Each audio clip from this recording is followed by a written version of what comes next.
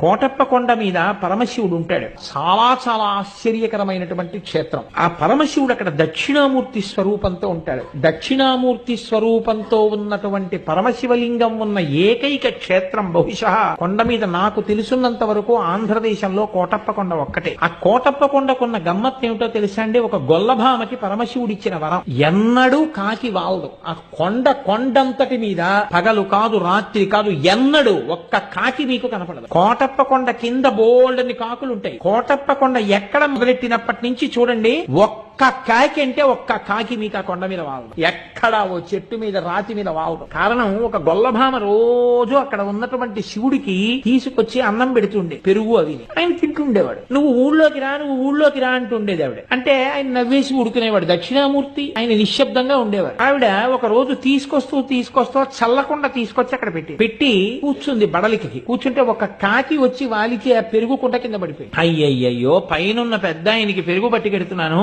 ఈ దిక్కుమాలిన కాకి వాలి పెరుగంతా కింద పడిపోయిందని బాధపడితే పరమశివుడు వృద్ధ బ్రాహ్మణ రూపంలో కిందకొస్తున్నవాడిగా కనపడి, నీకు వరం ఇస్తున్నాను, ఇక మీద ఎన్నడూ ఈ కొండ మీద కాకులు వాలవని. అంత చిన్న కోరికతో సహా తీర్చేశాడు అక్కడ. నేను ఒక